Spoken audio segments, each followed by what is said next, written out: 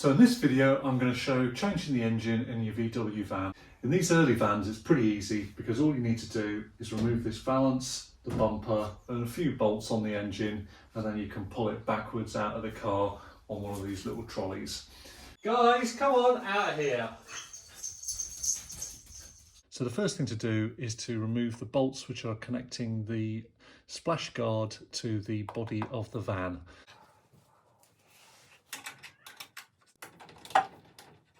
As well as the bolt, there should be this special washer behind that panel. Underneath, we've just got these two bolts to remove, and then the bumper will drop down from the vehicle.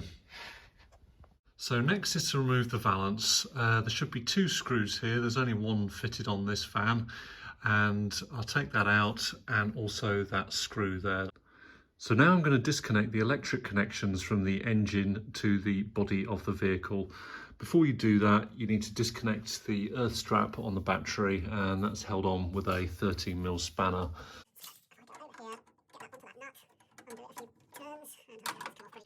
I know it's not original, that's an optimal gel battery. This one is, I think, 6 years old, and I've had absolutely no problems with it. It's been brilliant. I mean, it looks pot ugly, but it does the job. So let's pull off so that's the hot start connector, and I think there's another one behind there that needs to come off, and that guy there. Okay, that's the charger for that one there. Okay, over there, that's for the idiot light that shows up on the dashboard showing that they've got oil pressure.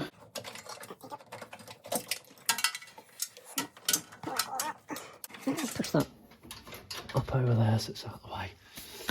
You can also see in the roof of the engine room I've got a fire suppression system. It's just clipped up with some zip ties, and it just gives you a little bit of peace of mind that the car isn't going to go up in smoke so easily. Then we'll get the air filter.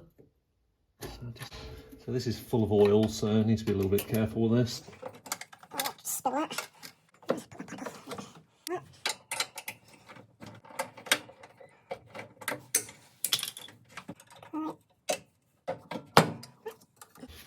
Obviously we don't want anything accidentally falling down into the carburetor, so I'll just shove a bit of towel in there just to...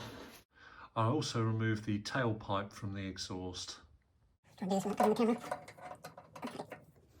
Okay, so I'm just going to disconnect that.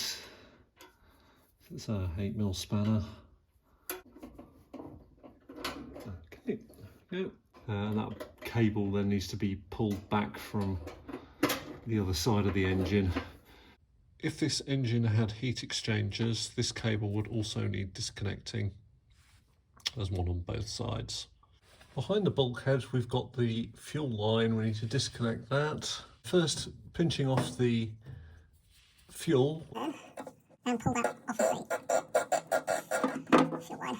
That pipe runs to the fuel tank, and it is a good idea to change that every 5 years because the ethanol content in the fuel will cause that to harden, become brittle and possibly break. Next we need to remove the starter motor from the engine.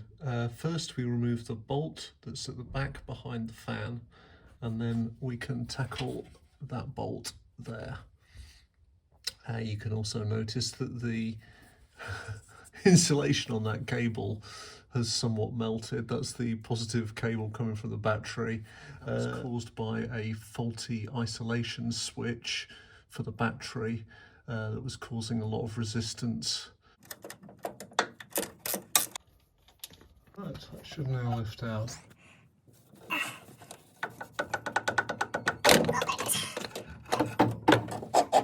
Now we can remove these two guys at the bottom of the gearbox with the 17mm spanner.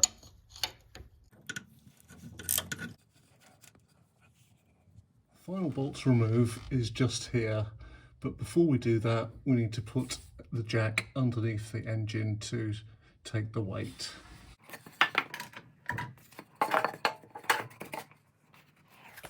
So I'm just supporting the engine with some wood so that when I undo that bolt the engine doesn't tip out backwards and bend the engine studs that go through the bottom of the gearbox. With the spanner carefully balanced on the other side, we can get that guy off. Oh yeah. Whoops. On a later engine like this one, that bolt is a captive in the case of the engine and you undo it from the gearbox side and it's a lot easier. So I'll pull that piece of wood out.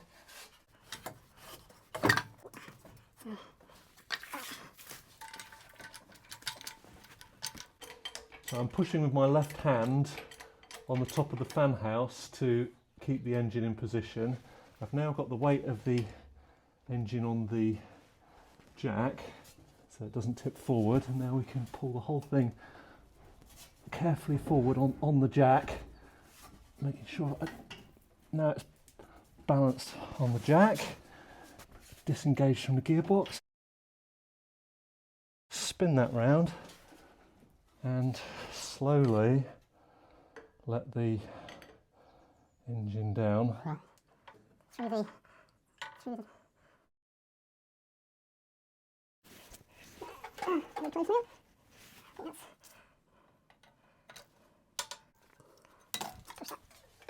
Out the way and it comes out.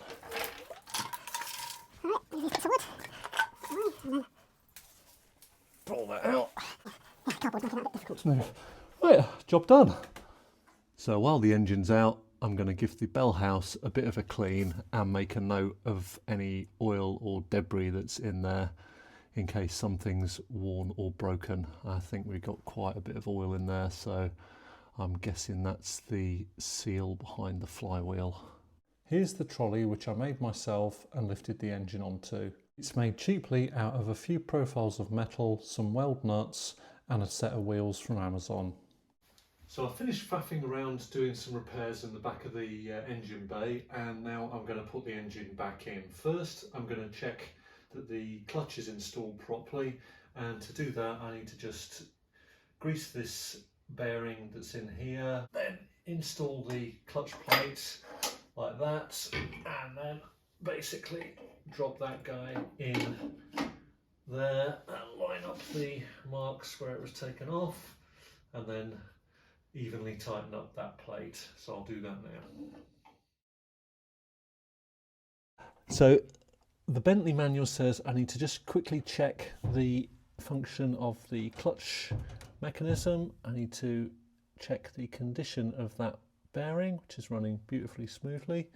I need to put special grease onto the transmission shaft, and I need to put a little bit of lubrication into the brass bearing for the starter motor. A small P-shaped blob, and then smear that very sparingly onto that shaft.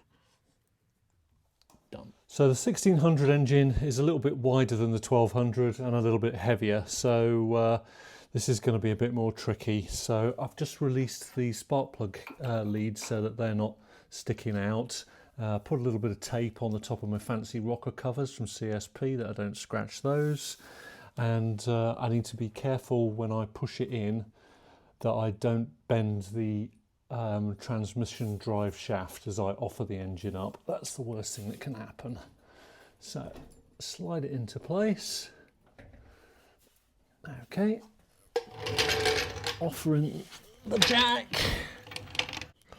So I've just positioned that underneath the steel plate on the bottom of the engine, and now I shall begin to lift that up. How am I doing? There you go, let's go a bit further now. So the second person would be handy. All right. So I'm twisted slightly. There you go. I think that's in. Let's have a look. So it says rotate the engine to try and line the splines up.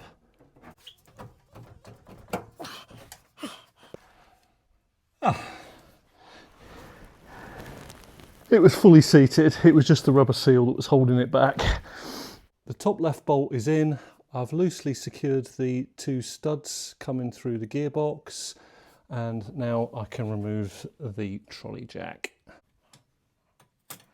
Right, there it is. So that's basically it. The engine's in. The only thing left to do is to connect the electrics back to the electrical components and connect the fuel at the rear and reinstall the starter motor and a few other jobs, and then I can give it a test. So I'm going to do that now.